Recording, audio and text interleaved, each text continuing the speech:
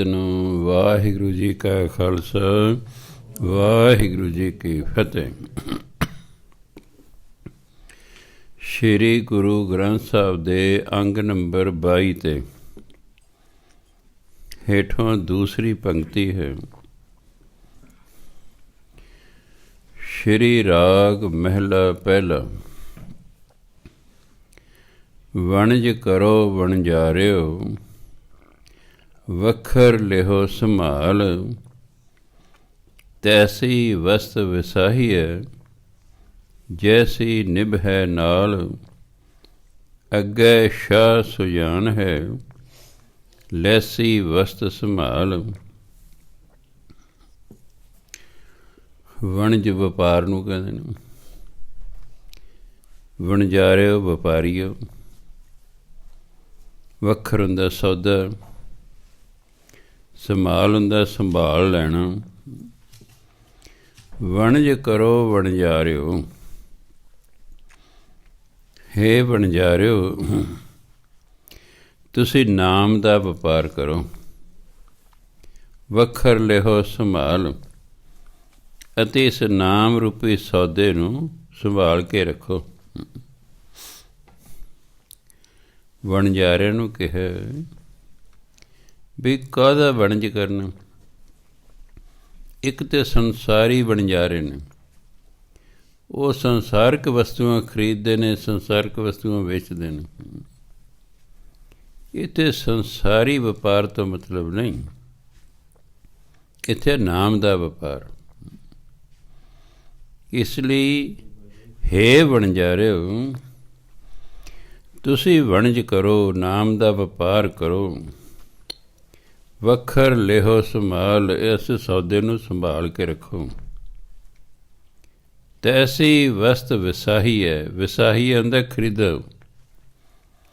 ਤੈਸੀ ਵਸਤ ਵਿਸਾਹੀ ਹੈ, ਜੈਸੀ ਨਿਭੈ ਨਾਲ। ਇਹੋ ਜਿਹੀ ਚੀਜ਼ ਖਰੀਦੋ ਜਿਹੜੀ ਮਰਨ ਤੋਂ ਬਾਅਦ ਵੀ ਨਾਲ ਨਿਭੇ। ਬਹੁਤ ਸਾਰੀਆਂ ਚੀਜ਼ਾਂ ਨੇ ਇਸ ਜ਼ਿੰਦਗੀ 'ਚ ਨਾਲ ਨਿਭ ਜਾਂਦੀਆਂ, ਪਰ ਕੋਈ ਸੰਸਾਰ ਦਾ ਐਸਾ ਸੌਦਾ, ਐਸੀ ਚੀਜ਼ ਨਹੀਂ ਜਿਹੜਾ ਮਰਨ ਤੋਂ ਬਾਅਦ ਵੀ ਨਾਲ ਜਾਵੇ।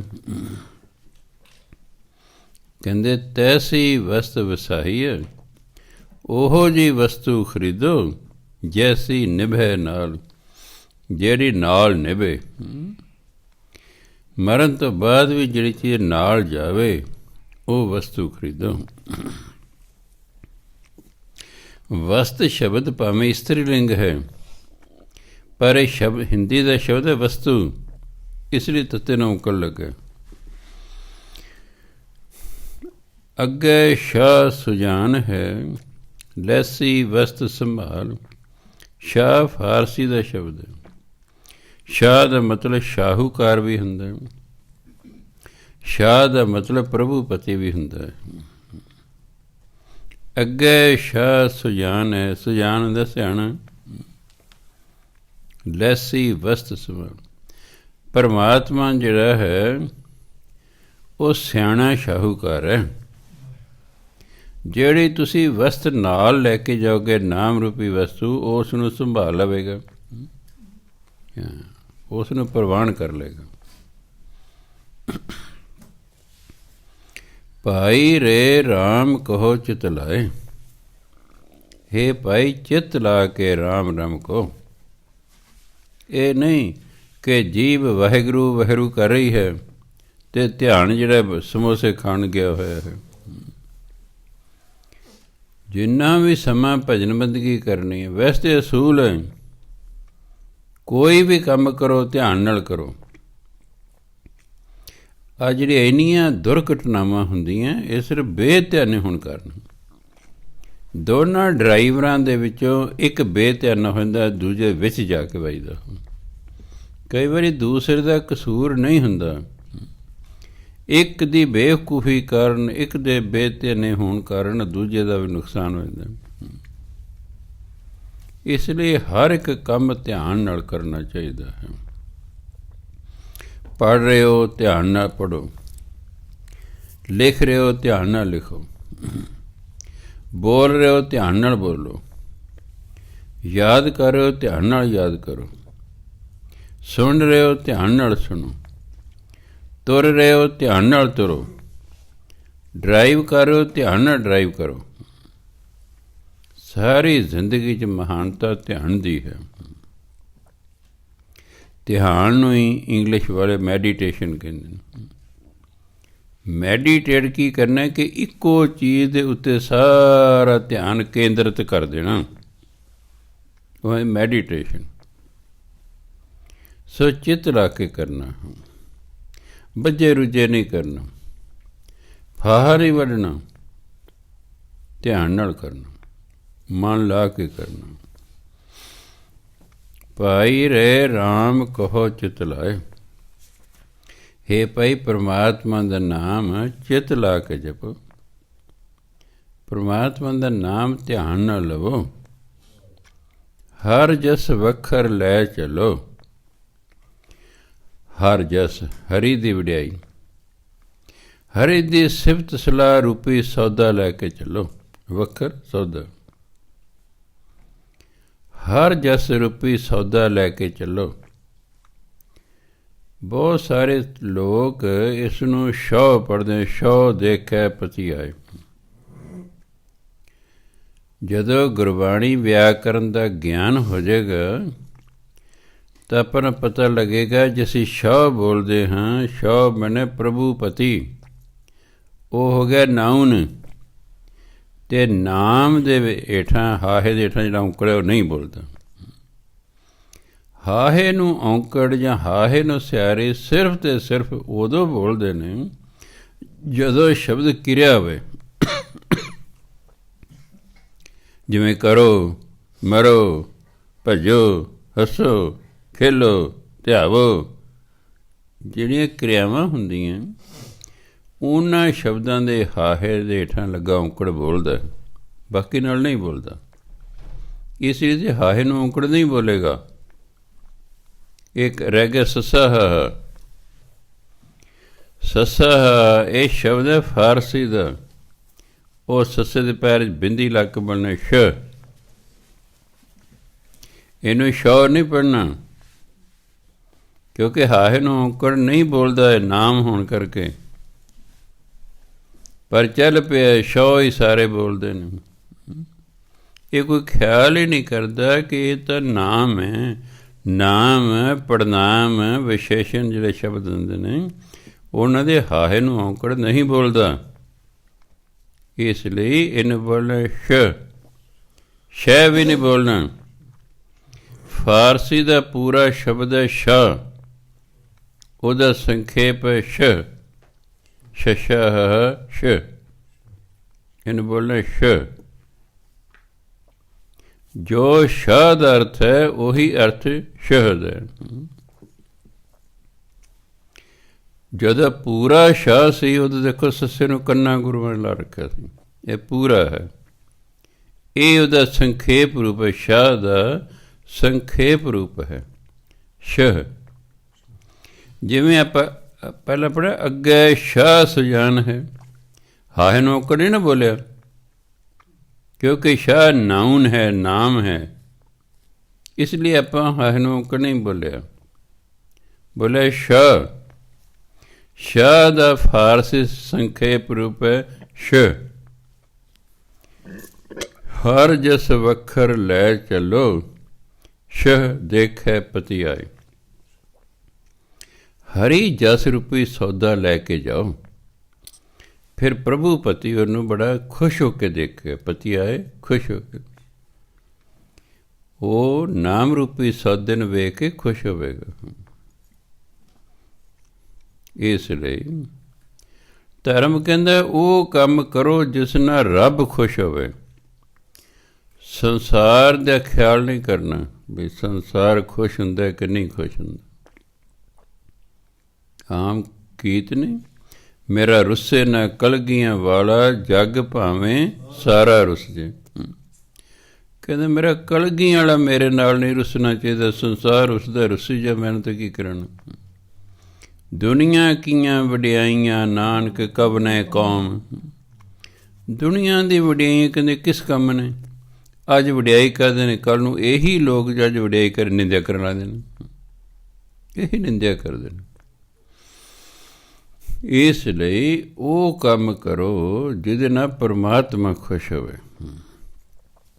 ਅਤੇ ਪਰਮਾਤਮਾ ਖੁਸ਼ ਹੁੰਦਾ ਹਰ ਜਸ ਵੱਖਰ ਨਾਲ। ਪਰਮਾਤਮਾ ਦੀ ਸਿਫਤ ਦਾ, ਪਰਮਾਤਮਾ ਦੇ ਨਾਮ ਦਾ ਜਿਹੜਾ ਸੌਦਾ ਲੈ ਕੇ ਜਾਂਦੇ ਨੇ, ਫਿਰ ਪਰਮਾਤਮਾ ਉਸ ਸੌਦੇ ਨੂੰ ਵੇਖ ਕੇ ਖੁਸ਼ ਹੁੰਦਾ। ਰਹਾਉ ਜਿਨ੍ਹਾਂ ਰਾਸ ਨਾ ਸੱਚ ਹੈ, ਕਿਉਂ ਤਿੰਨਾ ਸੁਖ ਹੋਏ। ਖੋਟੈ ਵਣਜ ਵਣੰਜੇ, ਮਨ ਤਨ ਖੋਟਾ ਹੋਏ। ਫਾਹੀ ਫਾਥੇ ਮਿਰਗ ਜਿਉ, ਦੁਖ ਘਣੋ ਨਿਤ ਰੋਏ। ਜਿਨ੍ਹਾਂ ਰਾਸ ਨਾ ਸੱਚ ਹੈ, ਰਾਸ ਹੁੰਦੀ ਪੂੰਜੀ, ਹਿੰਦੀ ਦਾ ਸ਼ਬਦ ਹੈ ਰਾਸ਼ੀ, ਲਿਖਿਆ ਰਾਸ਼ੀ ਹੀ ਹੈ, ਪਰ ਪੰਜਾਬੀ ਗੁਰਬਾਣੀ ਦੇ ਅਨੁਸਾਰ ਸੱਸੇ ਨੂੰ ਸਿਹਾਰੀ ਨਹੀਂ ਬੋਲਦੀ, ਇਸ ਲਈ ਰਾਸ ਅਰਥ ਹੈ ਰਾਸ਼ੀ, ਧਨ।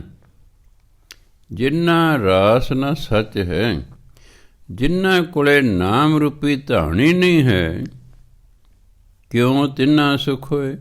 ਕਿਉਂ ਦਾ ਮਤਲਬ ਕਿਵੇਂ, ਉਹਨਾਂ ਨੂੰ ਕਿਵੇਂ ਸੁੱਖ ਹੋ ਸਕਦਾ ਹੈ, ਉਹ ਕਿਵੇਂ ਸੁਖੀ ਹੋ ਸਕਦੇ ਹਨ, ਭਾਵ ਉਹ ਸੁਖੀ ਨਹੀਂ ਹੋ ਸਕਦੇ। ਇਸ ਲਈ ਸਾਡੇ ਕੋਲ ਨਾਮ ਧਨ ਚਾਹੀਦਾ, ਇਸ ਨਾਲ ਅਸੀਂ ਸੁਖੀ ਰਹਾਂਗੇ, ਅੱਗੇ ਜਾ ਕੇ ਵੀ ਸੁੱਖ ਮਿਲੇਗਾ ਕਿ ਪਰਮਾਤਮਾ ਇਸ ਧਨ ਨੂੰ ਪਸੰਦ ਕਰਦਾ ਹੈ। ਇਸ ਲਈ ਨਾਮ ਜਪੀ ਜਾਣਾ ਹੈ। ਠੀਕ ਹੈ, ਬਾਕੀ ਸੰਸਾਰਕ ਕੰਮ ਧੰਦੇ ਤੁਸੀਂ ਕਰਨੇ ਨੇ, ਕਿਉਂਕਿ ਆਪਣੇ ਸਰੀਰ ਦੀ ਗੱਡੀ ਤੋਰਨ ਲਈ, ਪਰਿਵਾਰ ਦੀ ਗੱਡੀ ਤੋਰਨ ਲਈ ਮਾਇਆ ਦੀ ਲੋੜ ਹੈ, ਅਤੇ ਮਾਇਆ ਕਮਾਉਣ ਲਈ ਕੋਈ ਕਿਰਤ ਕਰਨੀ ਪੈਣੀ ਹੈ। ਇਹ ਕਿਰਤ ਤੇ ਤਾਂ ਕਰਨੀ ਹੈ ਕਿ ਅਸੀਂ ਆਪਣੇ ਆਪ ਨੂੰ, ਆਪਣੇ ਪਰਿਵਾਰ ਨੂੰ ਪਾਲਣਾ ਹੈ, ਪਰ ਜੋ ਇਕੱਠਾ ਕਰਨਾ ਹੈ ਉਹ ਨਾਮ ਧਨ ਇਕੱਠਾ ਕਰਨਾ ਹੈ। ਨਾਮ ਧਨ ਜਿਹਦੇ ਕੋਲ ਹੁੰਦਾ, ਇੱਥੇ ਵੀ ਸੁਖੀ, ਅੱਗੇ ਵੀ ਸੁਖੀ। ਜਿਨ੍ਹਾਂ ਕੋਲ ਸੰਸਾਰਕ ਧਨ ਮੈਂ ਦੇਖਿਆ ਬੜੇ ਬੜੇ ਅਮੀਰ, ਉਹ ਵੀ ਦੁਖੀ ਹੁੰਦੇ ਨੇ, ਕਿ ਉਹਨਾਂ ਕੋਲ ਨਾਮ ਧਨ ਕੋਈ ਨਹੀਂ। ਇਸ ਲਈ ਨਾਮ ਧਨ ਇਕੱਠਾ ਕਰਨਾ। ਨਾਮ ਧਨ 'ਚ ਇੰਨੀ ਤਾਕਤ ਹੈ ਕਿ ਇਹਨੇ ਸੰਸਾਰਕ ਧਨ ਤੁਹਾਨੂੰ ਵੈਸੇ ਹੀ ਦੇ ਦੇਣਾ ਹੈ, ਇਹਦੇ ਵੈਸੇ ਹੀ ਆ ਜਾਣਾ। ਜਿਹਦੇ ਕੋਲ ਨਾਮ ਧਨ ਹੁੰਦਾ, ਉਹ ਸੰਸਾਰਕ ਤੌਰ 'ਤੇ ਗਰੀਬ ਨਹੀਂ ਹੁੰਦਾ। ਉਹ ਜੋ ਵੀ ਕੰਮ ਕਰਦਾ ਪਰਮਾਤਮਾ ਉਸ 'ਚ ਵਾਧਾ ਕਰੀ ਜਾਂਦਾ ਹੈ।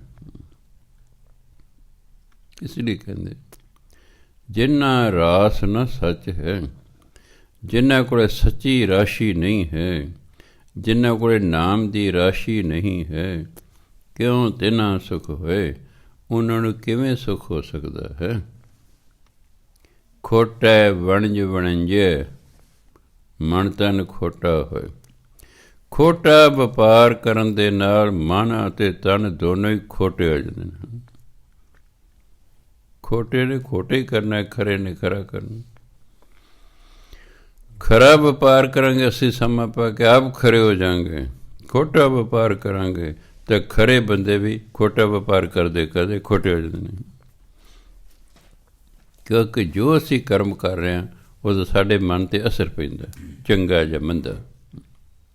ਚੋਰੀ ਕਰ ਰਹੇ ਹੋ, ਡਾਕੇ ਮਾਰ ਰਹੇ ਹੋ, ਠੱਗੀਆਂ ਕਰ ਰਹੇ ਹੋ, ਮਿਲਾਵਟਾਂ ਕਰ ਰਹੇ ਹੋ, ਧੋਖਾਧੜੀ ਕਰ ਰਹੇ ਹੋ, ਰਿਸ਼ਵਤਾਂ ਲੈ ਰਹੇ ਹੋ, ਨਸ਼ੇ ਕਰ ਰਹੇ ਹੋ, ਬਦਫੈਲੀਆਂ ਕਰ ਰਹੇ ਹੋ, ਇਹਦੇ ਨਾਲ ਮਨ ਖੋਟਾ ਹੁੰਦਾ ਹੈ। ਜਦੋਂ ਮਨ ਇੱਕ ਵਾਰੀ ਖੋਟਾ ਹੋ ਜਾਏ, ਬੰਦਾ ਖਰਾ ਕੰਮ ਹੀ ਨਹੀਂ ਫਿਰ ਕਰਦਾ, ਫਿਰ ਖੋਟੇ ਕੰਮ ਕਰਦੇ ਹੀ ਰਹਿੰਦਾ ਹੈ। ਜਿਵੇਂ ਭੈੜੀ ਸੰਗਤ ਜਿਹੜੀ ਹੈ, ਜਿਹੜਾ ਬੰਦਾ ਕਰੇ ਉਹ ਭੈੜਾ ਹੋ ਜਾਂਦਾ, ਅਤੇ ਭੈੜਾ ਬੰਦਾ ਫਿਰ ਸਾਰੀ ਮਤਲਬ ਭੈੜੀ ਸੰਗਤ ਹੀ ਕਰਦਾ ਰਹਿੰਦਾ। ਖੋਟੇ ਵਣਜ ਵਣੰਜੇ, ਖੋਟੇ ਵਣਜਨ ਕਰਨ ਨਾਲ, ਖੋਟੇ ਵਪਾਰ ਦੇ ਨਾਲ ਮਨ ਤਨ ਖੋਟਾ ਹੋਏ। ਮਨ ਅਤੇ ਤਨ ਖੋਟੇ ਹੋ ਜਾਂਦੇ।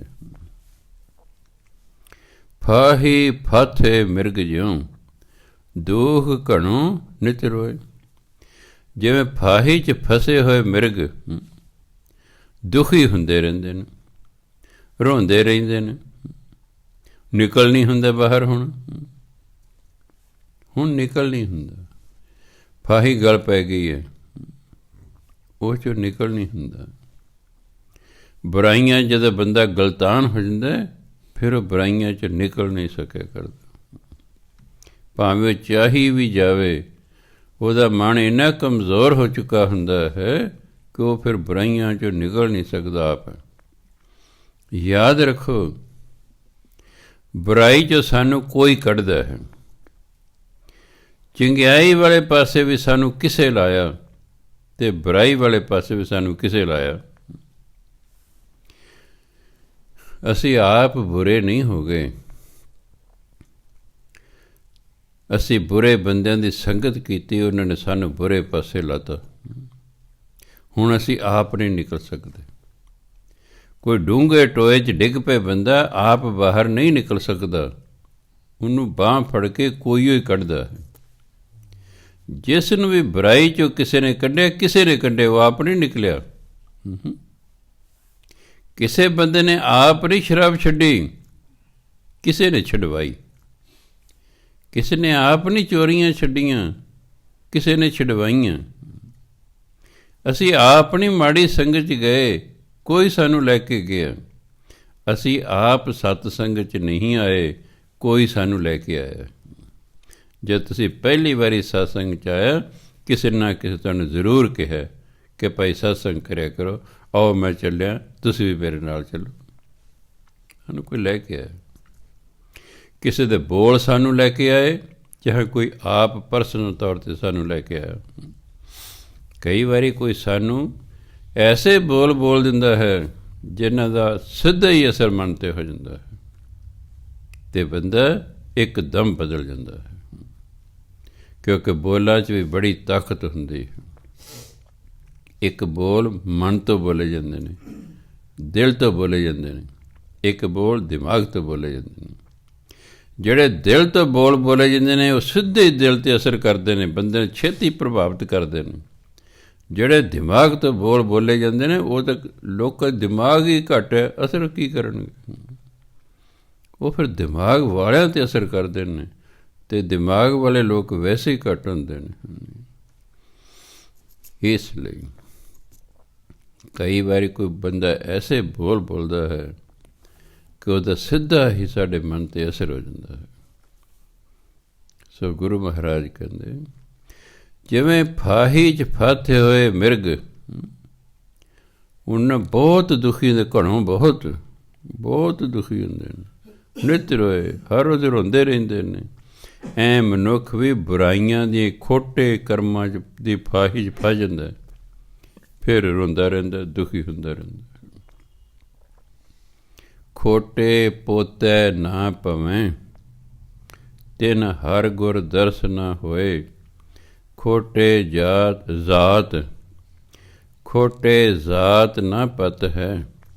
ਇਹਨੂੰ ਜਾਤ ਨਹੀਂ ਪੜ੍ਹਨਾ, ਇਹ ਫਾਰਸੀ ਦਾ ਸ਼ਬਦ ਹੈ। ਭਾਵੇਂ ਹਿੰਦੁਸਤਾਨ 'ਚ ਜਾਤ ਪਾ ਚੱਲ ਪਏ ਜ਼ਿਆਦਾ। ਖੋਟੇ ਜ਼ਾਤ, ਜੱਜੇ ਦੇ ਪੈਰ 'ਚ ਬਿੰਦੀ ਲਾ ਕੇ ਬੋਲਣਾ। ਖੋਟੇ ਜ਼ਾਤ ਨਾ ਪਤ ਹੈ, ਖੋਟ ਨਾ ਸੀਜਸ ਕੋਏ। ਖੋਟੇ ਖੋਟ ਕਮਾਵਣਾ, ਆਏ ਗਿਆ ਪਤ ਖੋਏ। ਖੋਟੇ ਪੋਤੈ ਨਾ, ਪੋਤੈ ਹੁੰਦਾ ਖਜ਼ਾਨਾ। ਖੋਟੇ ਸਿੱਕਿਆਂ ਨੂੰ ਖਜ਼ਾਨੇ 'ਚ ਨਹੀਂ ਰੱਖਿਆ ਜਾਂਦਾ, ਸੁੱਟ ਦਿੰਦਾ ਅਗਲਾ ਬਾਹਰ। ਖੋਟੇ ਸਿੱਕੇ ਨੂੰ ਕਦੇ ਵੀ ਰਾਜੇ ਮਹਾਰਾਜੇ ਆਪਣੇ ਖਜ਼ਾਨੇ 'ਚ ਨਹੀਂ ਰੱਖਦੇ।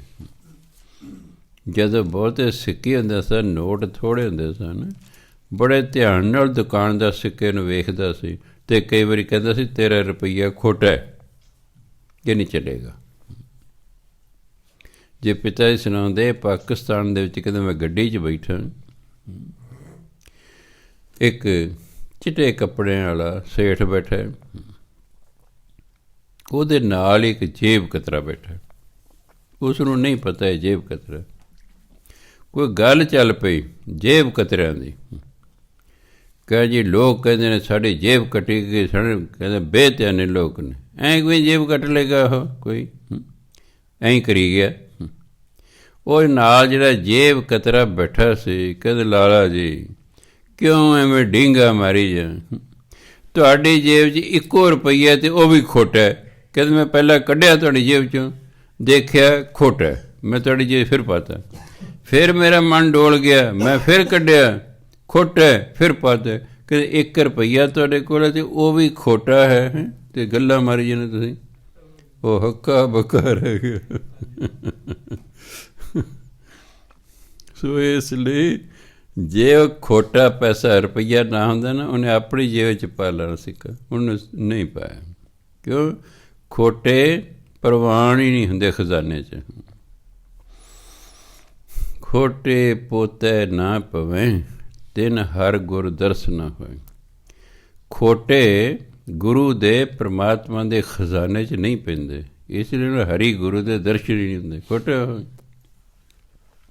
ਉਹ ਖੋਟਾ ਹੈ, ਉਹ ਪਰਮਾਤਮਾ ਦੇ ਗੁਰੂ ਦੇ ਦਰ 'ਤੇ ਪ੍ਰਵਾਨ ਹੀ ਨਹੀਂ ਹੁੰਦਾ। ਖੋਟੇ ਜ਼ਾਤ ਨਾ ਪਤ ਹੈ, ਖੋਟ ਨਾ ਸੀਜਸ ਕੋਏ। ਖੋਟੇ ਦੀ ਨਾ ਕੋਈ ਜ਼ਾਤ ਹੈ, ਨਾ ਕੋਈ ਇੱਜ਼ਤ ਹੈ। ਖੋਟ ਨਾ ਸੀਜਸ ਕੋਏ, ਸੀਜਸ ਹੁੰਦਾ ਕਾਮਯਾਬ ਹੋਣਾ।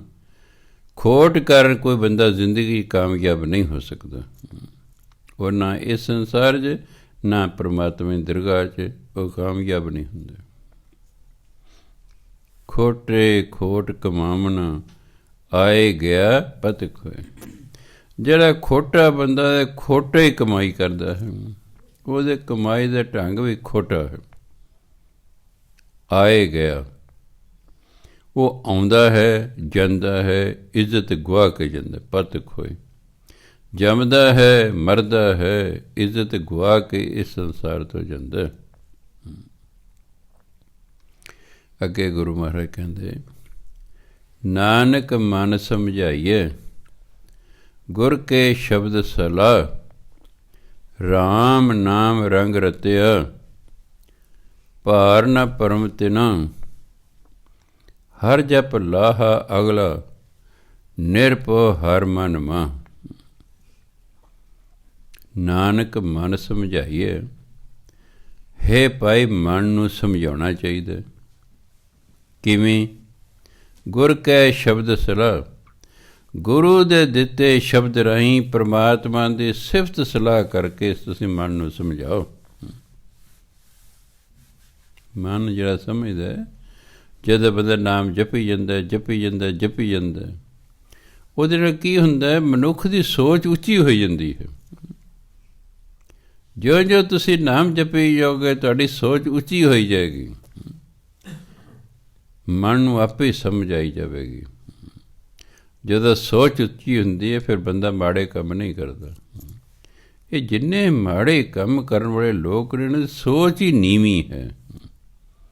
ਨੀਵੀਂ ਸੋਚ ਹੋਣ ਕਰਕੇ ਨੀਵੇਂ ਕੰਮ ਕਰਦੇ ਨੇ। ਜਿਨ੍ਹਾਂ ਲੋਕਾਂ ਦੀ ਉੱਚੀ ਸੋਚ ਹੈ, ਉਹ ਤਾਂ ਕੰਮ ਵੀ ਵਧੀਆ ਕਰਦੇ ਨੇ।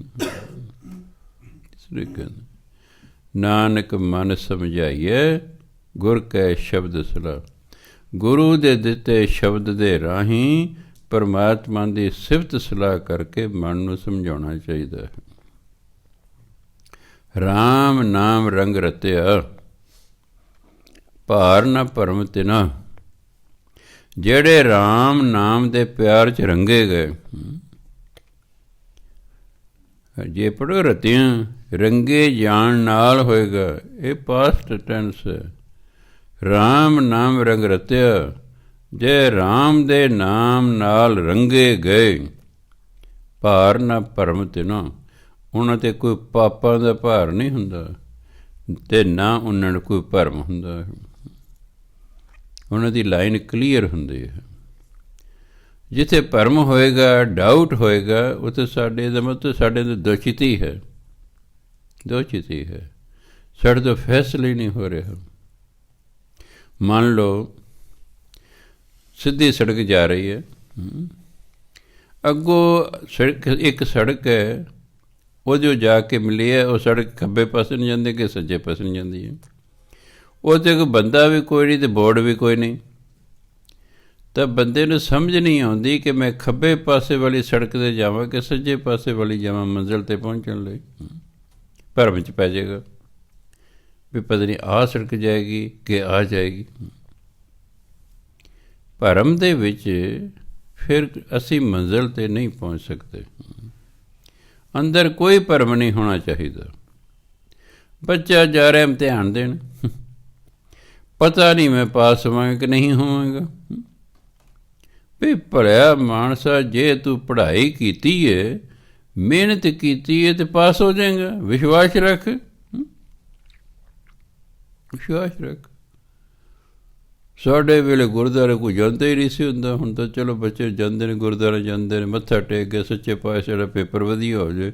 ਕੋਈ ਵੀ ਨਾ ਕਦੇ ਮੱਥਾ ਟੇਕਣ ਗੁਰਦੁਆਰੇ ਨਹੀਂ ਗਏ ਅਤੇ ਨਾ ਕਦੇ ਮੱਥਾ ਟੇਕ ਕੇ ਇਮਤਿਹਾਨ ਦੇਣ ਗਏ।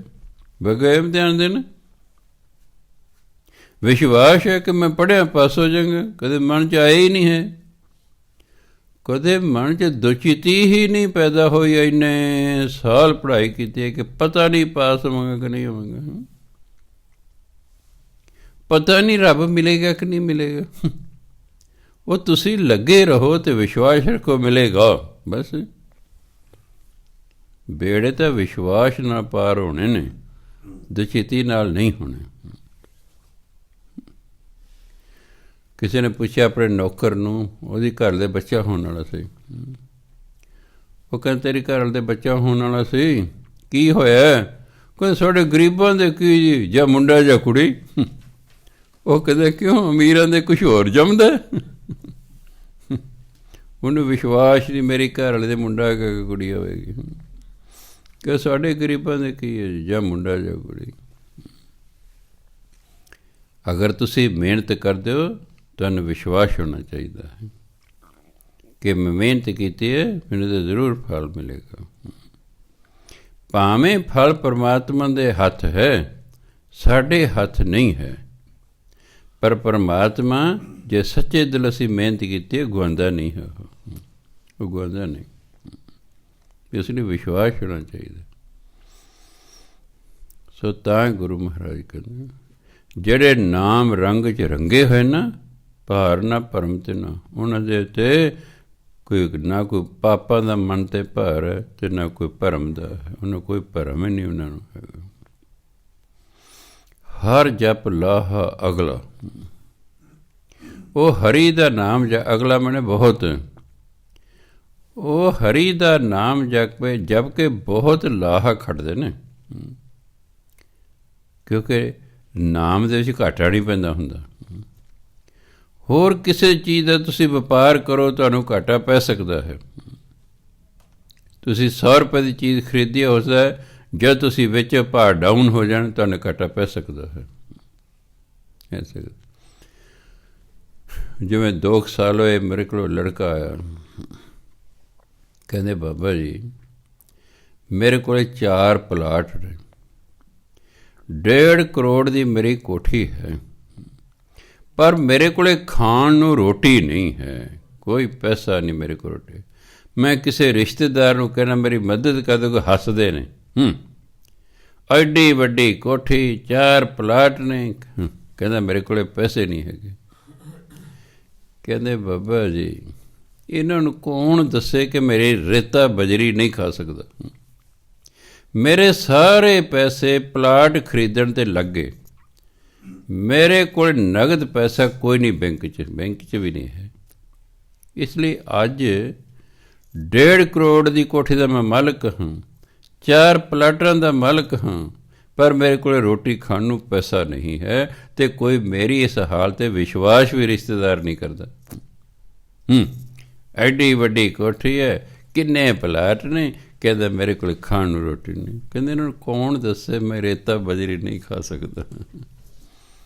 ਸੋ ਇਸ ਲਈ ਲਾਹਾ ਖੱਟਣਾ ਨਾਮ ਦਾ। ਇਹ ਸੰਸਾਰ ਕੇ ਵਸਤਾਂ ਜਿਹੜੇ ਲਾਹੇ ਨੇ, ਇਹ ਤਾਂ ਕਦੇ ਘਾਟਾ ਕਦੇ ਵਾਧਾ। ਨਾਮ ਦਾ ਜਿਹੜਾ ਲਾਹਾ ਹੈ ਅਗਲਾ, ਇਹ ਤਾਂ ਵੱਧਦਾ ਹੀ ਜਾਂਦਾ ਹੈ, ਇਹ ਤਾਂ ਵੱਧਦਾ ਹੀ ਜਾਂਦਾ। ਜਿਵੇਂ ਚੱਕਰਵਿਰਦੀ ਵਿਆਜ ਲੱਗਦਾ ਹੈ, ਕੰਪਾਊਂਡ ਇੰਟਰਸਟ ਹੁੰਦੇ, ਕਈ ਤਾਂ ਸਿੰਪਲ ਇੰਟਰਸਟ ਹੁੰਦੇ ਨੇ, ਕਈ ਫਿਰ ਵਿਆਜ ਦੇ ਉੱਤੇ ਵਿਆਜ ਲੱਗਦੀ ਹੈ, ਕੰਪਾਊਂਡ ਇੰਟਰਸਟ। ਇਹ ਨਾਮ ਦਾ ਲਾਹਾ ਹੈ। ਹਰ ਜਪ ਲਾਹਾ ਅਗਲਾ, ਨਿਰਭਉ ਹਰ ਮਨ ਮਾਹ। ਪਰਮਾਤਮਾ ਜੋ ਨਿਰਭਉ ਹੈ ਉਹ ਹਰੀ ਉਹਨਾਂ ਦੇ ਮਨ ਵਿੱਚ ਵਸਦਾ ਹੈ। ਮਾਹ ਮਨ ਵਿੱਚ। ਜੇ ਮਾਹ ਬੋਲੋਗੇ ਇਹ ਫਾਰਸੀ ਦਾ ਸ਼ਬਦ ਹੈ, ਅਰਥ ਹੈ ਵਿੱਚ। ਮਾਂ ਬੋਲੋਗੇ ਇਹ ਹਿੰਦੀ ਦਾ ਸ਼ਬਦ ਹੈ, ਅਰਥ ਹੈ ਵਿੱਚ।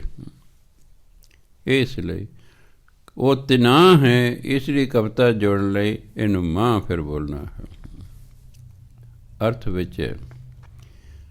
ਜਿਵੇਂ ਪਾਏ ਪੈਰ, ਪਾਈ ਪੈਰ। ਪਾਏ ਬੋਲੋਗੇ ਫਾਰਸੀ ਦਾ ਸ਼ਬਦ ਹੈ ਪੈਰ, ਪਾਈ ਬੋਲੋਗੇ ਹਿੰਦੀ ਦਾ ਸ਼ਬਦ ਹੈ ਪੈਰ। ਬਸ ਇੰਨਾ ਹੀ ਫਰਕ ਹੈ। ਪਾਏ ਪੈਰ ਫਾਰਸੀ ਦੇ, ਪਾਈ ਦਾ ਮਤਲਬ ਪੈਰ ਇਹ ਹਿੰਦੀ ਦਾ ਸ਼ਬਦ ਹੈ। ਇਸੇ ਤਰ੍ਹਾਂ ਹੀ ਮਾਹ ਇਹ ਫਾਰਸੀ ਦਾ ਸ਼ਬਦ ਹੈ, ਮਾਂ ਇਹ ਹਿੰਦੀ ਦਾ ਸ਼ਬਦ ਹੈ। ਅਰਥ ਦੋਨਾਂ ਦਾ ਹੈ ਵਿੱਚ। ਨਿਰਭਉ ਹਰ ਮਨ ਮਾਹ। ਉਹਨਾਂ ਪਰਮਾਤਮਾ ਜੋ ਨਿਰਭਉ ਹੈ ਉਹ ਉਹਨਾਂ ਦੇ ਮਨ 'ਚ ਹੁੰਦਾ ਹੈ। ਇਸ ਲਈ ਪਰਮਾਤਮਾ ਦਾ ਨਾਮ ਜਪਦੇ ਨੇ ਅਤੇ ਬਹੁਤ ਲਾਹਾ ਖੱਟ ਕੇ ਸੰਸਾਰ ਤੋਂ ਜਾਂਦੇ ਨੇ। ਅਗਲਾ ਮੈਨੇ ਬਹੁਤ ਜ਼ਿਆਦਾ। ਇੱਕ ਨਾ ਆਟਾ ਅਗਲਾ, ਇੱਕ ਨਾ ਨਾਹੀਂ ਲੂਣ। ਇਸ ਲਈ ਕਈਆਂ ਕੋਲ ਤਾਂ ਕਹਿੰਦੇ ਬਹੁਤ ਹੈ ਖਾਣ ਪੀਣ ਨੂੰ, ਅਤੇ ਕਈਆਂ ਕੋਲ ਵਿਚਾਰੇ ਲੂਣ ਨਾਲ ਰੋਟੀ ਖਾਣ ਨੂੰ ਲੂਣ ਨਹੀਂ ਹੈਗਾ। ਸ਼੍ਰੀ ਰਾਗ ਪਹਿਲਾ ਪਹਿਲਾ ਘਰ ਦੂਜਾ।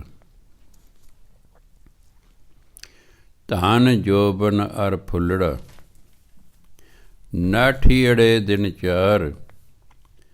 ਪੱਬਨ ਕੇਰੇ ਪਤ ਜਿਉਂ, ਢਾਲ ਢੋਲ ਜੁਮਣ ਹਾਰ।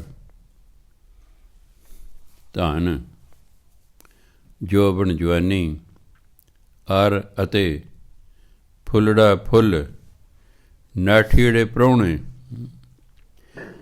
ਧਨ ਜਵਾਨੀ ਫੁੱਲ ਇਹ ਤੇ 4 ਦਿਨਾਂ ਦੇ ਪ੍ਰਾਹੁਣੇ ਨੇ।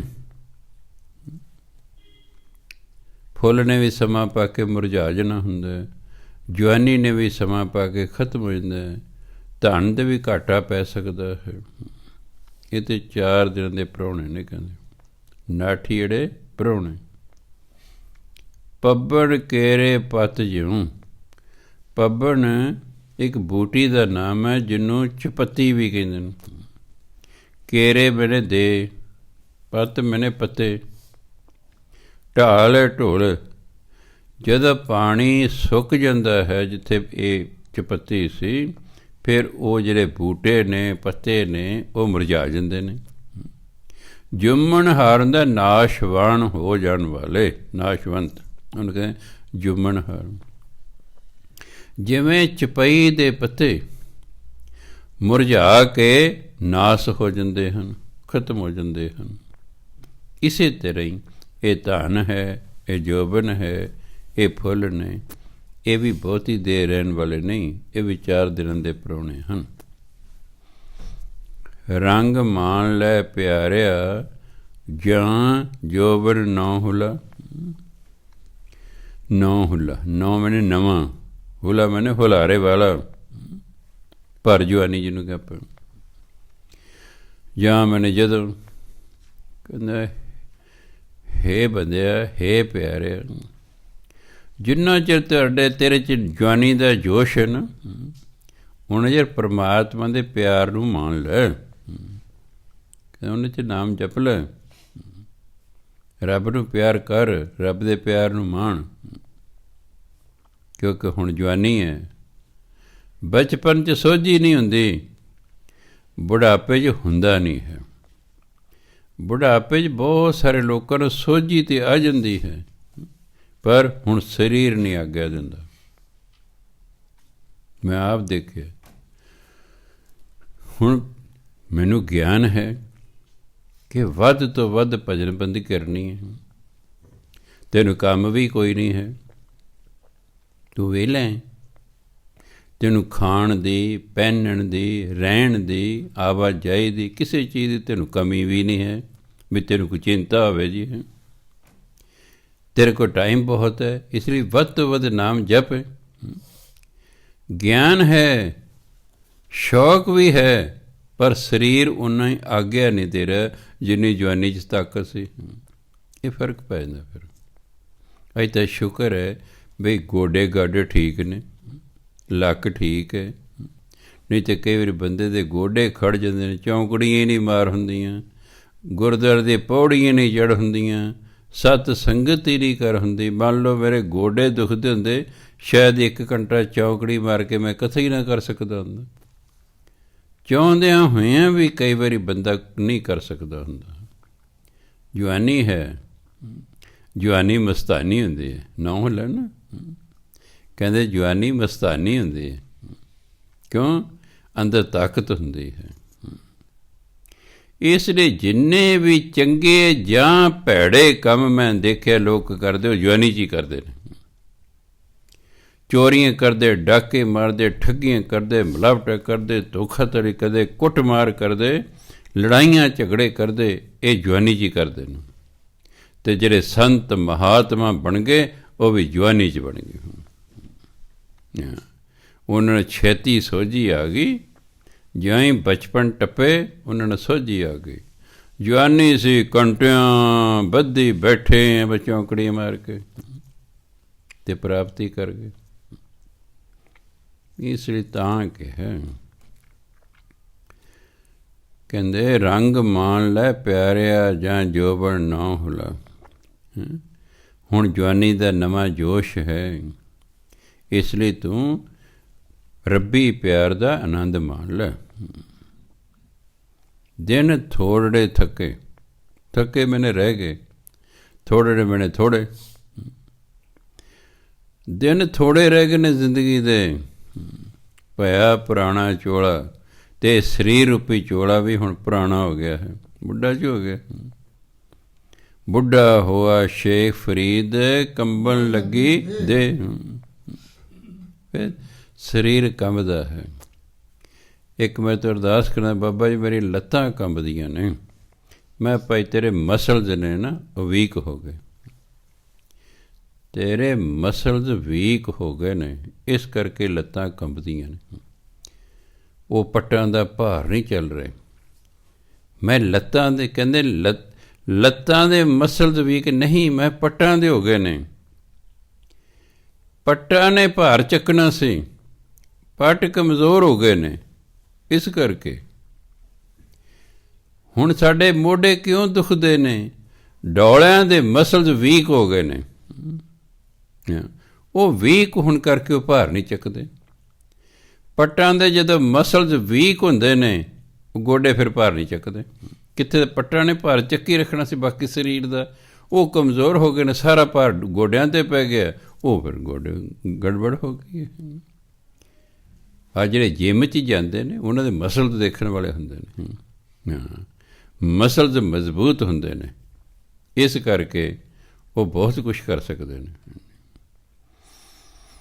ਇਸ ਲਈ ਸਮਾਂ ਪਾ ਕੇ ਜਿਹੜਾ ਕਹਿੰਦੇ ਦਿਨ ਥੋੜ੍ਹੇ ਥੱਕੇ, ਥੱਕੇ ਮੈਨੇ ਰਹਿ ਗਏ, ਜ਼ਿੰਦਗੀ ਦੇ ਦਿਨ ਥੋੜ੍ਹੇ ਜਿਹੇ ਰਹਿ ਗਏ ਨੇ। ਪਿਆ ਪੁਰਾਣਾ ਚੋਲਾ, ਇਹ ਸਰੀਰ ਰੂਪੀ ਚੋਲਾ ਹੁਣ ਪੁਰਾਣਾ ਹੋ ਗਿਆ ਹੈ। ਸੱਜਣ ਮੇਰੇ ਰੰਗਲੇ ਜਾਏ ਸੁੱਤੇ ਜੀਰਾਨ, ਹਮ ਵੀ ਵਈਆਂ ਡੁਮਣੀ ਰੋਵਾਂ ਝੀਣੀ ਬਾਣ। ਸੱਜਣ ਮੇਰੇ ਰੰਗਲੇ, ਰੰਗਲੇ ਮੇਰੇ ਪਿਆਰੇ, ਜਿਹੜੇ ਮੇਰੇ ਪਿਆਰੇ ਸੱਜਣ ਸਨ, ਰਿਸ਼ਤੇਦਾਰ ਸਨ, ਦੋਸਤ ਮਿੱਤਰ ਸਨ। ਜਾਏ ਸੁੱਤੇ ਜੀਰਾਨ, ਜੀਰਾਨ ਦੀਆਂ ਕਬਰਾਂ, ਉਹ ਕਬਰਾਂ 'ਚ ਜਾ ਕੇ ਸੌਂ ਗਏ, ਕਿਉਂਕਿ ਕਬਰ ਦੇ ਵਿੱਚ ਬੰਦੇ ਨੂੰ ਸਿੱਧਿਆਂ ਕਰਕੇ ਪਾ ਦਿੰਦੇ ਨੇ।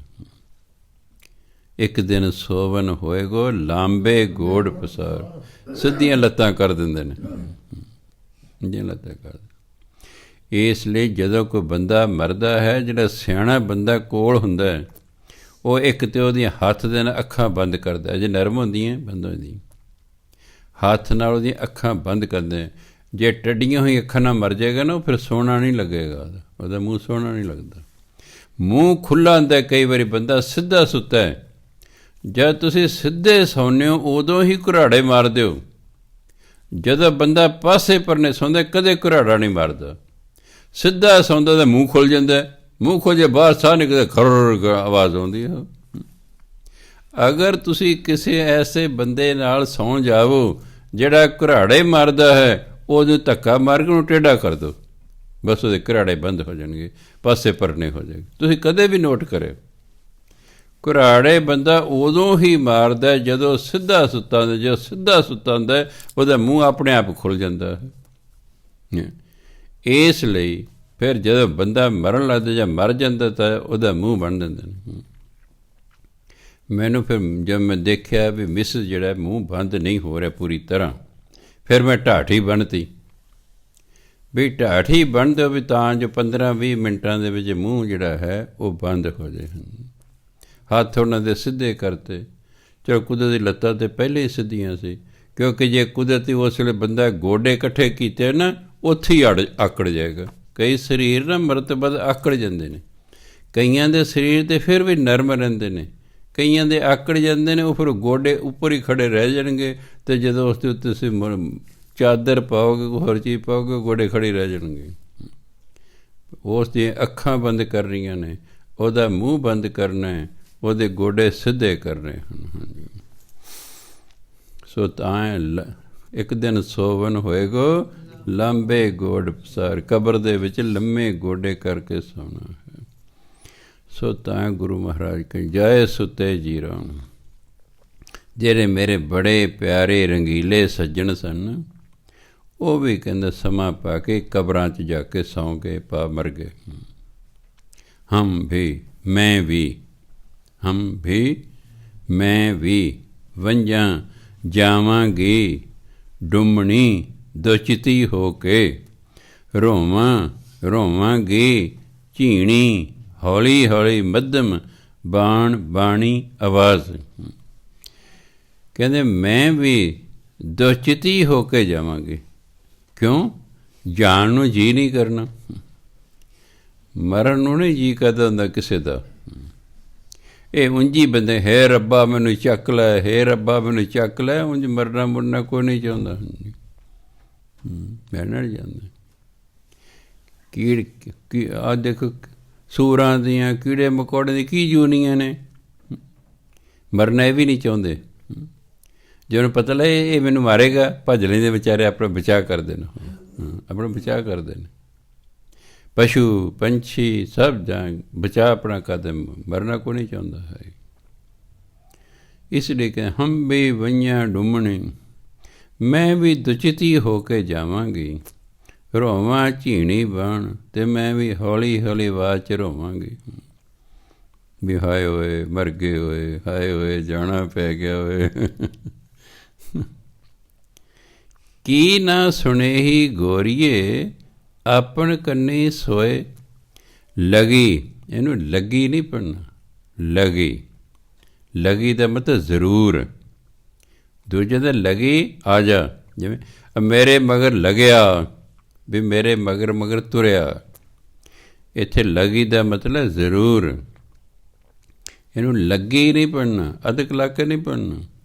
ਲਗੀ ਆਵੇਂ ਸਹੁਰੇ ਨਿਤ ਨਾ ਪਈਆ ਹੋਏ, ਕੀ ਨਾ ਸੁਣੇਹੀ ਗੋਰੀਏ, ਹੇ ਗੋਰੀਏ, ਹੇ ਜੀਵ ਇਸਤਰੀਏ, ਕੀ ਤੂੰ ਸੁਣਿਆ ਨਹੀਂ? ਆਪਣ ਕੰਨੀ ਸੋਏ, ਕੀ ਤੂੰ ਆਪਣੇ ਕੰਨਾਂ ਨਾਲ ਇਹ ਗੱਲ ਸੁਣੀ ਨਹੀਂ? ਹਾਂ, ਖਬਰ ਹੈ ਵੀ ਜਾਣਾ ਹੀ ਜਾਣਾ, ਇੱਥੋਂ ਸਦਾ ਨਹੀਂ ਰਹਿਣਾ ਇੱਥੇ। ਲਗੀ ਆਵੇਂ ਸਹੁਰੇ, ਤੂੰ ਜ਼ਰੂਰ ਸਹੁਰਿਆਂ ਨੂੰ ਆਉਣਾ। ਨਿਤ ਨਾ ਪਈਆ ਹੋਏ, ਨਿਤ ਮੈਨੇ ਹਮੇਸ਼ਾ, ਪਈਆ ਮੈਨੇ ਪੇਕਾ, ਹਮੇਸ਼ਾ ਪੇਕੇ ਨਹੀਂ ਰਹਿਣਾ ਤੂੰ ਜ਼ਰੂਰ ਸਹੁਰੇ ਆਉਣਾ। ਆਹ ਸੰਸਾਰ ਸਾਡਾ ਪੇਕਾ ਘਰ ਹੈ, ਪਰਮਾਤਮਾ ਦਾ ਘਰ ਸਹੁਰਾ ਘਰ ਹੈ। ਧਰਮ ਅਨੁਸਾਰ ਆਪਾਂ ਦੇਖਣ ਨੂੰ ਭਾਵੇਂ ਬੰਦੇ ਜਨਾਨੀਆਂ ਹਾਂ, ਪਰ ਧਰਮ ਅਨੁਸਾਰ ਆਪਾਂ ਸਾਰੀਆਂ ਹੀ ਔਰਤਾਂ ਹਾਂ। ਤੇ ਬੰਦਾ ਸਿਰਫ ਤੇ ਇੱਕੋ ਪਰਮਾਤਮਾ ਹੈ, ਬਾਕੀ ਸਭ ਔਰਤਾਂ ਹਨ। ਇਸ ਲਈ ਸਭ ਦਾ ਪਤੀ ਪਰਮਾਤਮਾ ਹੈ, ਮੇਰਾ ਵੀ ਤੇ ਕਿਸੇ ਕੌਰ ਜਿਹੜਾ ਨਾਮ ਮਗਰ ਲੱਗ ਉਹਦਾ ਵੀ। ਸਾਡਾ ਸਭ ਦਾ ਪਤੀ ਪਰਮਾਤਮਾ ਹੈ, ਉਹ ਸਾਡਾ ਸਹੁਰਾ ਹੈ, ਉਹਦੇ ਸਹੁਰੇ ਘਰ ਜਾਣਾ। ਸਹੁਰਾ ਇੱਕ ਹੁੰਦਾ ਸਹੁਰਾ ਕਹਿੰਦੇ ਨੇ, ਇੱਕ ਹੁੰਦਾ ਸਹੁਰਾ। ਅਸਲ ਸ਼ਬਦ ਹੈ ਸਹੁਰਾ। ਸਾਹੋ ਹਿੰਦੀ ਦਾ ਸ਼ਬਦ ਹੈ ਪਤੀ, ਸੱਸੇ ਨੂੰ ਕੰਨਾ ਹਾਹੇ ਨੂੰ ਔਂਕੜ ਹਿੰਦੀ ਦਾ ਸ਼ਬਦ ਹੈ ਪਤੀ, ਸਾਹੋ। ਜੇ ਇਹ ਫਾਰਸੀ ਦਾ ਸ਼ਬਦ ਫਿਰ ਆਪਾਂ ਉਸਨੂੰ ਪੜ੍ਹਦੇ ਹਾਂ ਸ਼ਾਹ, ਪਰ ਜਿਹੜਾ ਸਹੁਰਾ ਸ਼ਬਦ ਹੈ ਫਾਰਸੀ ਦਾ ਨਹੀਂ, ਇਹ ਹਿੰਦੀ ਦਾ ਹੈ। ਸਾਹੋ ਰਹਿ ਪਤੀ ਦੇ, ਕਿੱਥੇ ਚੱਲੀ? ਇਹ ਸਹੁਰੇ ਚੱਲੀ ਹੈ, ਇਹ ਪਤੀ ਦੇ ਘਰ ਚੱਲੀ ਹੈ। ਮਾਇਕੇ ਹਿੰਦੀ ਵਾਲੇ ਕਹਿੰਦੇ ਮਾਇਕੇ, ਮਾਂ ਦੇ ਘਰ, ਮਾਏ ਮਾਂ ਨੂੰ ਕਹਿੰਦੇ। ਮਾਏ ਸ਼ਬਦ ਹੈ, ਆਨੰਦ ਪਿਆ ਮੇਰੀ ਮਾਏ। ਕਈ ਇਹਨੂੰ ਮਾਏ ਬੋਲਦੇ ਨੇ, ਵਿਚਾਰਿਆਂ ਨੂੰ ਪਤਾ ਨਹੀਂ। ਮਾਏ ਫਾਰਸੀ ਦਾ ਸ਼ਬਦ ਹੈ ਜਿਹਦਾ ਅਰਥ ਹੈ ਮਦਰ। ਮਾਏ ਨਹੀਂ ਬੋਲਣਾ, ਆਨੰਦ ਪਿਆ ਮੇਰੀ ਮਾਏ ਨਹੀਂ ਪੜ੍ਹਨਾ। ਮਾਏ ਫਾਰਸੀ ਦਾ ਸ਼ਬਦ ਹੈ, ਮਾਏ ਦਾ ਮਤਲਬ ਮਾਂ, ਮਦਰ। ਆਨੰਦ ਪਿਆ ਮੇਰੀ ਮਾਏ, ਇਸ ਲਈ ਮਾਏ ਬੋਲਣਾ ਸੁਣ। ਮੈਂ ਕਈਆਂ ਦੇ ਮੂੰਹੋਂ ਮਾਏ ਸੁਣਦਾ ਹੁੰਦਾ। ਹਾਂਜੀ, ਉਹ ਕਈ ਵਾਰ ਫਿਰ ਉਹਨਾਂ ਨਾਲ ਮੇਲ ਨਹੀਂ ਹੁੰਦਾ, ਨਹੀਂ ਤਾਂ ਫਿਰ ਉਹਨਾਂ ਨੂੰ ਦੱਸਦੇ ਭਾਈ ਇਹ ਮਾਏ ਨਾ ਬੋਲਿਆ ਕਰੋ, ਇਹ ਮਾਏ ਹੈ, ਫਾਰਸੀ ਦਾ ਸ਼ਬਦ ਹੈ ਮਾਂ। ਇਸ ਲਈ ਆਪਾਂ ਪੇ, ਦੇਖੋ ਪੇ ਮੈਨੇ ਬਾਪ ਹੁੰਦਾ। ਕਿੱਥੇ ਬੀਬੀ ਚੱਲੀਏ? ਪੇ ਕੇ, ਪੇ ਕੇ ਬਾਪ ਦੇ, ਕੇ ਮੈਨੇ ਦੇ, ਮਾਇਕੇ ਮਾਂ ਦੇ। ਪੇਕੇ ਕਹਿ ਲਓ ਚਾਹੇ ਮਾਇਕੇ ਕਹਿ ਦਿਓ, ਇੱਕ ਗੱਲ ਹੈ। ਮਾਂ ਦੇ ਘਰ ਚੱਲੀ ਹੈ, ਬਾਪ ਦੇ ਘਰ ਚੱਲੀ ਹੈ। ਸਾਹੁਰੈ ਸੱਸਨ ਕੰਨਾ ਹਾਏ ਨੂੰ ਘਰ ਆ ਰਹੇ ਦਿਲਾਵਾਂ। ਸਾਹੁਰੈ ਪਤੀ ਦੇ, ਸਾਹੁਰੇ ਪਤੀ ਦੇ, ਪਤੀ ਦੇ ਘਰ ਚੱਲੀ ਹੈ। ਹੋਰ ਸਹੁਰੇ ਘਰ ਨਹੀਂ ਚੱਲੀ। ਸਹੁਰੇ ਨਾਲ ਕਿਆ ਲੈਣੇ ਦੇਣਾ ਹੈ? ਉਸਦਾ ਸਹੁਰਾ ਮਰ ਵੀ ਗਿਆ ਹੋਵੇ ਹੀ ਨਾ। ਹਾਂਜੀ, ਸਹੁਰੇ ਘਰ ਚੱਲੀ ਹੈ। ਸਹੁਰਾ ਇਹ ਨਹੀਂ ਸਮਝ ਲੈਣਾ ਪਤੀ ਦਾ ਬਾਪ, ਉਹਦੇ ਘਰ ਜਾ ਕੇ ਉਹਨੇ ਕੀ ਕਰਨਾ? ਹੁਣ ਤਾਂ ਆਪਣੇ ਪਤੀ ਦੇ ਘਰ ਜਾਣਾ। ਸਾਹੋ ਹਿੰਦੀ ਦਾ ਸ਼ਬਦ ਹੈ ਪਤੀ। ਖੈਰ, ਲਗੀ ਆਵੇਂ ਸਹੁਰੇ, ਕਿ ਤੂੰ ਆਪਣੇ ਪਤੀ ਦੇ ਘਰ ਜ਼ਰੂਰ ਜਾਣਾ। ਨਿਤ ਨਾ ਪਈਆ ਹੋਏ, ਨਿਤ ਬਾਪ ਦੇ ਘਰ ਤੋਂ ਨਹੀਂ ਰਹਿ ਸਕਦੀ। ਅਸੀਂ ਹਮੇਸ਼ਾ ਇੱਥੇ ਨਹੀਂ ਰਹਿਣਾ। ਜਿਹੜਾ ਸਾਡਾ ਅਸਲੀ ਘਰ ਹੈ ਉਹ ਤਾਂ ਸਹੁਰਾ ਘਰ ਹੈ। ਕਿਉਂਕਿ ਲੜਕੀ ਜਦੋਂ ਜਵਾਨ ਹੁੰਦੀ ਹੈ ਉਹਨੂੰ ਸਮਝਾਉਂਦੇ ਨੇ ਮਾਵਾਂ ਵੀ ਸਾਡਾ ਘਰ ਤੇਰਾ ਅਸਲੀ ਘਰ ਨਹੀਂ, ਤੇਰਾ ਘਰ ਤੇ ਸਹੁਰਿਆਂ ਦਾ ਘਰ ਤੇਰਾ ਅਸਲੀ ਘਰ ਹੈ। ਇਸ ਲਈ ਤੂੰ ਉੱਥੇ ਹੀ ਵਸਣਾ। ਜਿਨ੍ਹਾਂ ਮਾਵਾਂ ਨੇ ਵਸਾਉਣੀ ਹੁੰਦੀ ਆਪਣੀਆਂ ਧੀਆਂ, ਉਹ ਜਾ ਕੇ ਕੁਛ ਕਹਿੰਦੀਆਂ ਨਾ, ਉਹਨੂੰ ਕਿਹਾ ਸੁਣ ਮੇਰੀ ਗੱਲ, ਅਸੀਂ ਤੈਨੂੰ ਵਿਆਹ ਤਾ, ਚੱਲ ਖਬਰਦਾਰ ਜੀ ਆਈ। ਇੱਕ ਵਾਰੀ ਤੀਸਰੇ ਪਾਤਸ਼ਾਹ ਦੀ ਸਪੁੱਤਰੀ ਕੱਲੀ ਆ ਰਹੀ ਹੈ ਪੇਕਿਆਂ ਨੂੰ। ਤੀਸਰੇ ਪਾਤਸ਼ਾਹ ਕੁਦਰਤੀ ਬਾਹਰ ਸਨ। ਉਹਨੂੰ ਉੱਥੇ ਇਸ਼ਾਰਾ ਕਰ ਵੀ ਚਲੋ ਵਾਪਸ ਜਾਓ। ਫਿਰ ਪਤੀ ਦੇ ਨਾਲ ਆਏ, ਜੀ ਆਇਆਂ ਨੂੰ, ਜੀ ਆਇਆਂ ਨੂੰ। ਵੀ ਜਿਹੜੀ ਇਕੱਲੀ ਆ ਰਹੀ ਤਾਂ ਜ਼ਰੂਰ ਰੁੱਸ ਕੇ ਆਈ ਹੈ। ਜਿਹੜੀ ਇਕੱਲੀ ਆ ਰਹੀ ਹੈ ਜ਼ਰੂਰ ਰੁੱਸ ਕੇ ਆਈ ਹੈ। ਚਲੋ ਕਦੇ ਪਤੀ ਨਾਲ ਆਏਗੀ ਫਿਰ ਹੀ ਗੱਲ ਬਣੇਗੀ। ਅਤੇ ਅੱਜ ਦੀ ਮਾਂ ਇਹ ਕੌਣ ਹੈ ਤੈਨੂੰ ਕਹਿਣ ਵਾਲਾ? ਚੱਕ ਲਿਆ ਅਟੈਚੀ, ਆਪਣੇ ਵੀ ਗਹਿਣੇ ਲਾਈ, ਇਹਨਾਂ ਦੇ ਵੀ ਲਾਈ। ਹਾਂ, ਇਹਨਾਂ ਦੇ ਵੀ ਲਾਈ ਨਾਲ ਚੱਕ ਲਿਆ। ਮੈਂ ਦੇਖਦੇ ਕਿਵੇਂ ਤੈਨੂੰ ਨਹੀਂ ਵਸਾਉਂਦੇ। ਅਸੀਂ ਇਹਨਾਂ ਕਚਹਿਰੀ 'ਚ ਘਸੀਟਾਂਗੇ, ਇਹਨਾਂ ਨੂੰ ਲੈ ਕੇ ਜਾਵਾਂਗੇ ਥਾਣੇ, ਫਿਰ ਵਸ ਲਈ ਤੁਹਾਡੀ ਕੁੜੀ। ਫਿਰ ਨਹੀਂ ਵਸਦੀ। ਉਹਨੂੰ ਕਹੋ ਸਾਨੂੰ ਨਹੀਂ ਪਤਾ ਤੂੰ ਦੁਖੀ ਹੈ, ਦੁਖੀ ਰਹਿ। ਨਹੀਂ ਦੁਖੀ ਰਹਿ ਸਕਦੀ, ਆ ਪੱਕੀ ਨਹਿਰ ਵਗਦੀ, ਛਾਲ ਮਾਰ, ਆਪੇ ਸਾਰਿਆਂ ਨੂੰ ਫੜ ਕੇ ਲੈ ਜਾਣਗੇ ਉਹਨਾਂ ਨੂੰ। ਕੋਈ ਕਤਲ ਦਾ ਕੇਸ ਨਾ ਚੱਲ ਪਏਗਾ, ਨਿਬੜਿਆ ਕੰਮ। ਨਹੀਂ ਤਾਂ ਉੱਥੇ ਹੀ ਰਹਿ, ਔਖੀ ਰਹਿ ਸੌਖੀ ਰਹਿ, ਚਲੋ ਥੋੜ੍ਹੀ ਬਾਜੀ ਦੇਖ ਕੇ ਫਿਰ ਠੀਕ ਹੋ ਜਾਏਗਾ। ਮੇਰੇ ਕੋਲ ਤਾਂ ਇੰਨੀ ਦੁਨੀਆ ਆਉਂਦੀ, ਮੈਂ ਇਸ ਨਤੀਜੇ 'ਤੇ ਪਹੁੰਚਿਆ, ਮਾਵਾਂ ਨਹੀਂ ਵਸਣ ਦਿੰਦੀਆਂ ਕੁੜੀਆਂ ਨੂੰ। ਮਾਵਾਂ ਨਹੀਂ ਵਸਣ ਦਿੰਦੀ, ਕੁੜੀ ਤਾਂ ਵਸ ਜਾਣ, ਮਾਵਾਂ ਨਹੀਂ ਵਸਣ ਦਿੰਦੀਆਂ। ਇਸ ਲਈ ਘਰਾਂ ਦੇ ਘਰ ਉਜੜ ਰਹੇ ਹਨ। ਸੋ ਤਾਂ ਕਹਿੰਦੇ, ਹੇ ਗੋਰੀਏ, ਹੇ ਜੀਵ ਇਸਤਰੀ, ਤੂੰ ਆਪਣੇ ਕੰਨਾਂ ਨਾਲ ਇਹ ਗੱਲ ਨਹੀਂ ਸੁਣੀ। ਕੀ ਗੱਲ? ਲਗੀ ਆਵੇਂ ਸਹੁਰੇ, ਤੂੰ ਸਹੁਰੇ ਜ਼ਰੂਰ ਆਉਣੇ, ਨਿਤ ਨਾ ਪਈਆ ਹੋਏ, ਨਿਤ ਮਨੇ ਹਮੇਸ਼ਾ, ਹਮੇਸ਼ਾ ਪੇਕੇ ਨਹੀਂ ਰਹਿਣਾ। ਭਾਵ ਤੇਰੀ ਮੌਤ ਹੋਣੀ ਹੀ ਹੋਣੀ ਹੈ। ਨਾਨਕ ਸੁੱਤੀ ਪਈਏ, ਜਾਨ ਵਿਰਤੀ ਸਨ। ਇਹਨੂੰ ਵਿਰਤੀ ਪੜ੍ਹਨਾ, ਵਰਿੱਤੀ ਨਹੀਂ ਕਿਤੇ ਪੜ੍ਹ ਦੇਣਾ। ਵਿਰਤੀ ਹੁੰਦਾ ਦਿਨ ਦਿਹਾੜੇ। ਨਹੀਂ ਤਾਂ ਚੋਰ ਆਮ ਤੌਰ 'ਤੇ ਰਾਤ ਨੂੰ ਸੰਨ ਲਾਉਂਦੇ ਨੇ। ਸੰਨ ਕੀ ਹੁੰਦੀ ਹੈ? ਉਸ ਦੇ ਬੱਚੇ ਨੂੰ ਨਾ ਪਤਾ ਵੀ ਸੰਨ ਕੀ ਹੁੰਦੀ। ਪੁਰਾਣੇ ਜ਼ਮਾਨੇ ਦੇ ਵਿੱਚ ਨਾ ਆਮ ਤੌਰ 'ਤੇ ਕੱਚੇ ਕੋਠੇ ਹੁੰਦੇ ਸਨ। ਇਹ ਜਿਹੜੇ ਚੋਰ ਸਨ, ਦੇਖਦੇ ਵੀ ਹੁਣ ਸਾਰੇ ਘਰ ਜੀ ਦਿਨ ਗਰਮੀ ਦਾ ਮੌਸਮ ਹੋਣ ਕਰ ਵਿਹੜੇ 'ਚ ਸੁੱਤੇ ਹੋਏ ਨੇ, ਮਗਰੋਂ ਕਮਰੇ ਦੀ ਕੰਧ ਨੂੰ ਪਾੜ ਲਾ ਲੈਣਾ ਸੱਬਲ ਨਾਲ। ਸੱਬਲ ਦੇ ਨਾਲ ਮੋਹਰਾ ਵੱਡਾ ਸਾਰਾ ਕਰ ਲੈਣਾ, ਉਸ ਮੋਹਰੇ 'ਚ ਅੰਦਰ ਵੜ ਜਾਣਾ। ਉਹਨਾਂ ਦਾ ਕੀਮਤੀ ਸਮਾਨ ਚੁੱਕ ਕੇ ਉਸ ਮੋਹਰੇ ਰਾਹੀਂ ਬਾਹਰ ਨਿਕਲ ਜਾਣਾ। ਉਸ ਮੋਹਰੇ ਨੂੰ ਕਹਿੰਦੇ ਸੀ ਸੰਨ। ਸੰਨ ਸਾਹਿਬ ਗੁਰਦੁਆਰਾ ਵੀ ਹੈ ਨਾ, ਸੰਨ ਸਾਹਿਬ ਗੁਰਦੁਆਰਾ ਵੀ ਹੈ। ਜਦੋਂ ਦੂਸਰੇ ਪਾਤਸ਼ਾਹ ਦੇ ਵੱਡੇ ਸਪੁੱਤਰ ਨੇ ਤੀਸਰੇ ਪਾਤਸ਼ਾਹ ਦੀ ਪਿੱਠ 'ਚ ਲੱਤ ਮਾਰੀ ਹੈ ਕਿ ਸਾਡਾ ਹੱਕ ਸੀ ਗੁਰੂ ਗੱਦੀ ਦਾ, ਤੈਨੂੰ ਮਿਲ ਗਈ ਗੁਰਗੱਦੀ। ਗੁਰੂ ਮਹਾਰਾਜ ਰਾਤੇ ਰਾਤ ਗੋਇੰਦਵਾਲ ਸਾਹਿਬ ਛੱਡ ਕੇ ਆਪਣੇ ਪਿੰਡ ਆ ਕੇ ਬਸਰ ਕੇ, ਬਾਹਰ ਖੇਚ ਕਮਰਾ ਸੀ, ਉਹਨੂੰ ਬੰਦ ਕਰ ਲਿਆ ਅੰਦਰੋਂ, ਅਤੇ ਬਾਹਰ ਲਿਖਤਾ ਹੈ ਕਿ ਜਿਹੜਾ ਦਰਵਾਜ਼ਾ ਖੋਲ੍ਹੇਗਾ ਉਹ ਸਾਡਾ ਸਿੱਖ ਹੀ ਨਹੀਂ ਹੈ। ਕੋਈ ਪਤਾ ਨਹੀਂ ਲੱਗ ਰਿਹਾ ਵੀ ਗੁਰੂ ਮਹਾਰਾਜ ਗਏ ਕਿੱਥੇ। ਫਿਰ ਸਿੱਖਾਂ ਨੂੰ ਪਤਾ ਸੀ ਬਾਬਾ ਬੁੱਢਾ ਜੀ ਦੀ ਦਿਵ ਦ੍ਰਿਸ਼ਟੀ ਖੁੱਲ੍ਹੀ ਹੋਈ ਹੈ। ਉਹ ਗਏ, ਬਾਬਾ ਜੀ ਵੀ ਗੁਰੂ ਮਹਾਰਾਜ ਰਾਤੇ ਰਾਤ ਕਿਤੇ ਚਲੇ ਗਏ ਨੇ, ਦੇਖੋ ਕਿੱਥੇ ਗਏ ਨੇ। ਉਹਨੇ ਨਹੀਂ ਕਿਹਾ ਉਹ ਫਲਾਣੇ ਥਾਂ 'ਤੇ ਨੇ, ਸ਼ੋਅ ਨਹੀਂ ਕੀਤਾ ਮੇਰੀ ਦਿਵ ਦ੍ਰਿਸ਼ਟੀ ਖੁੱਲ੍ਹੀ ਹੈ। ਕਹਿੰਦੇ ਬਈ ਜਿਹੜੀ ਗੁਰੂ ਮਹਾਰਾਜ ਦੀ ਘੋੜੀ ਹੈ ਨਾ, ਇਹ ਬੜੀ ਸਿਆਣੇ ਦੇ ਡੰਗਰ, ਇਹਨੂੰ ਖੋਲ੍ਹ ਦਿਓ ਕਿੱਲੇ ਤੋਂ। ਜਿੱਥੇ ਗੁਰੂ ਮਹਾਰਾਜ ਹੋਣਗੇ ਘੋੜੀ ਉੱਥੇ ਪਹੁੰਚੇਗੀ, ਆਪੇ ਦੇ ਮਗਰ ਮਗਰ ਚੱਲਦੇ। ਘੋੜੀ ਅੱਗੇ ਕੀ ਤੁਰੀ ਜਾ ਰਹੀ ਹੈ, ਬਾਬਾ ਬੁੱਢੇ ਸੰਗਤ ਮਗਰ ਮਗਰ ਤੁਰੀ ਜਾ ਰਹੀ। ਘੋੜੀ ਉਸ ਕੋਠੇ ਦੇ ਬੂਹੇ ਅੱਗੇ ਖਲੋਗੀ ਅਤੇ ਪੜ੍ਹਿਆ ਲਿਖਿਆ ਕਿ ਜਿਹੜਾ ਇਹ ਦਰਵਾਜ਼ਾ ਖੋਲ੍ਹੇਗਾ ਉਹ ਮੇਰਾ ਸਿੱਖ ਹੀ ਨਹੀਂ। ਬੜੀ ਪ੍ਰੋਬਲਮ ਖੜੀ ਹੋ ਗਈ ਹੈ ਵੀ ਗੁਰੂ ਮਹਾਰਾਜ ਦੀ ਨਾਰਾਜ਼ਗੀ ਹੋਏਗੀ। ਪਰ ਫਿਰ ਆਪ ਹੀ ਪਰਮਾਤਮਾ ਸੋਝੀ ਜੇ ਦੇਣ ਵਾਲਾ ਹੈ। ਫਿਰ ਜਿਹੜਾ ਹੈ ਬਾਬਾ ਬੁੱਢਾ ਜੀ ਕਹਿੰਦੇ ਸੱਬਲ ਲੈ ਕੇ ਆਵੋ, ਲੋਹੇ ਦਾ ਮੋਟਾ ਸਾਰਾ ਸਰੀ, ਮਗਰਲੇ ਪਾਸਿਓਂ ਕਮਰੇ ਨੂੰ ਪਾੜ ਲਾ ਲਿਆ। ਵੇਸ ਤਾਂ ਦਰਵਾਜ਼ੇ ਖੋਲ੍ਹੇ ਹੀ ਨਹੀਂ, ਮਗਰੋਂ ਪਾੜ ਲਾ ਕੇ ਅੱਗੇ ਜਾ ਕੇ ਮੱਥਾ ਟੇਕੇ ਵੀ ਸੱਚੇ ਪਾਤਸ਼ਾਹ ਜੀ ਬਾਹਰ ਆਓ।